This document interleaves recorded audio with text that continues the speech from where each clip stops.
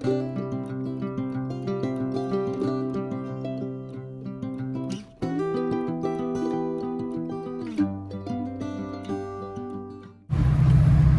I'm Lee from Macedon, and we've got a 1926 Model T that's been in the family now for about 60, the extended family for 60 years. Wow. And the restoration that you see here is about 60 years old, so it's held up very well and still running and driving, and we're enjoying it. Yeah. So what have you done to the car since you've owned it? Cleaned it, basically maintaining it. So that's the beauty of the old car. It's still presenting well and still running. So it's a great old vehicle. Originally came from Temora in country New South Wales, and now it's down in Victoria. So what sort of maintenance do you have to keep on an old car like this? Just checking its fluids. There's no ECU to program. There's no of those newfangled things. Yep. So it's really just keeping an eye on its fluids and just keeping it clean and keeping it nice and dry so that all the timber work doesn't rot. Yeah. Can we have a look under the bonnet? Is that easy to take off? Sure.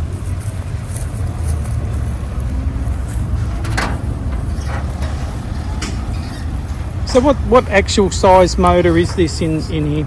About 2.7 litres, but it's 4-cylinder, single carby. But the Model Ts actually ran a coil system, so whereas we've got current vehicles have individual coils per cylinder, Right. the Model Ts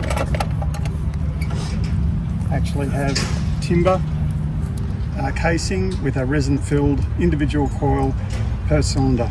So it's nothing new when you look at the single coils per cylinder in a current car. Okay. So what is any maintenance on that? Is that? No, not really. They're quite a robust unit, but we do carry a spare one in the back in case one of them does fail. And you can actually get them? You can make get them. them, but yes, you basically restore them. So there are people that are able to actually restore them. It's a lot of fun. Yeah. And the colour, do you know what the colour is, or is it just a factory colour? But it was painted back in 1962, so I'm sure that they had a bit of an idea back then, but I believe the gentleman's name was Giles in Temora, so he painted the car, and that's as he painted it in 1962. Wow, it's held up well, hasn't it? It has held up very well. Yeah. So leather, or is that vinyl? No, just vinyl. Okay. Vinyl interior. Okay. And they came out with the leather or vinyl? They would have come out most likely with more vinyl, but it depends on. Sorry, the indicator's been left on. Okay. It would have possibly depended on who's actually done any of the work in the meantime.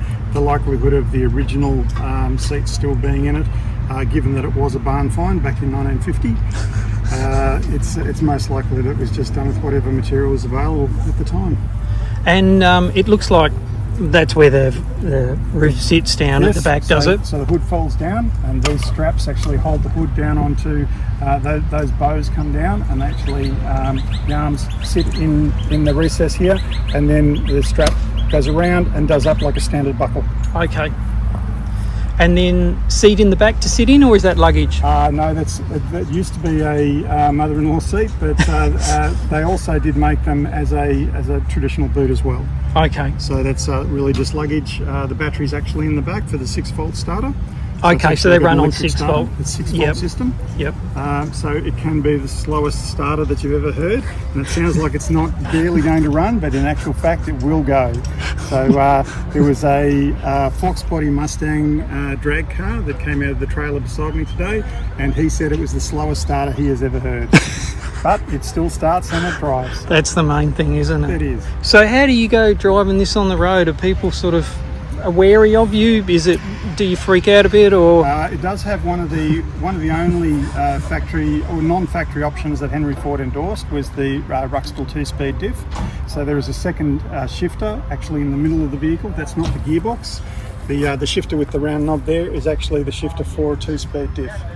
Okay, so that'll give you a low range and a high range. Low range and high range, because otherwise the T-model gearbox is just a 2-speed gearbox, so high and low. So the Ruxtall diff then gives you a second high and low, so effectively a 4-speed gearbox. Okay, and what sort of speed can you sit at? comfortably at 50 to 60 kilometres an hour. Okay. So you don't take this on the highway, or No, look, it's you do plan your trips. So you don't plan on 110 down the freeway, because the only way you'll do that is on the front bumper of the Kenworth. So no, you manage your trips, but it still will cruise along quite nicely, and it's certainly been campaigned in the last few years by relatives in New South Wales and my in-laws in Canberra, and they've done hundreds of kilometres a day. wow. So they're quite capable, but unfortunately nowadays everybody wants to sit on 100, 110, and everything's going a little bit too fast. Yeah. So I see something on the side there. What can you Yes. tell me about that? So that's called a Dead Easy. That's a hand pump. So again, that's a aftermarket option back in the day, and it simply was a 2-cylinder pump with hand action. Take this cap off, you would carry a length of tubing in the back with a valve, and you would connect that up, and that would reach to all 4 of your wheels, and so that would actually pump your tyres up. Oh, okay. when you So had a it's an flat- onboard pump, Onboard pump. and that was an optional extra, do you think, or That was it an standard? aftermarket. No, that was an Okay, an aftermarket extra. aftermarket. So you'll find that on a lot of vintage cars, even a lot of veteran cars. People put them on because they were very practical. You're always carrying a source of air with you. That'd be something hard to find, wouldn't it? If you, They if are you getting were- harder to find that actually do work, but yeah, it's a very handy option to have.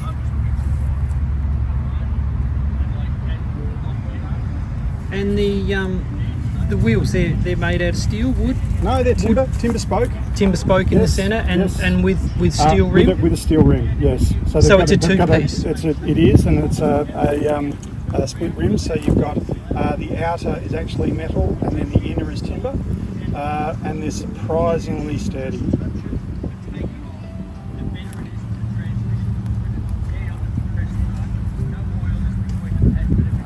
And what sort of indicators, signals do you have on this car? Well, traditionally you would have been using hand signals, but for safety nowadays we've actually installed just a small 12-volt battery in the boot, and just have a switch that you can flick inside the cab, just to give everybody an idea on which direction you want to take. Also using hand signals as well, and along with a flashing strobe that we've installed on the back there, just to give people a bit of an idea that you're maybe not going as fast as they are.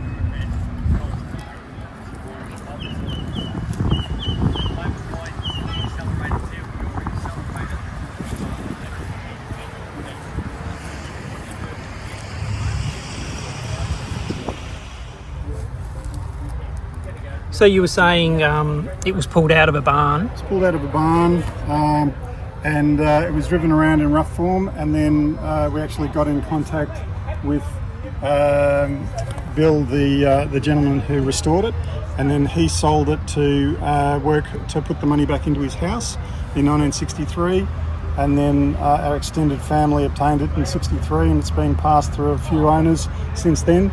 But funnily enough, this is actually a photo at the bottom here of Anne Miller, who was Bill's fiancée at the time, at the Temora show with the vehicle on show. So it's been at car shows for quite an extended period of time. That's gold, isn't it? To have this kind of information, it's just, Yeah. we've got our own family history with it, but I value this just as much or more because this is where it all started. Yeah. To have some photos of the history of it is amazing, isn't it? Yeah, it is. Yeah. It's nice that it's kept in the family, isn't it? Yes.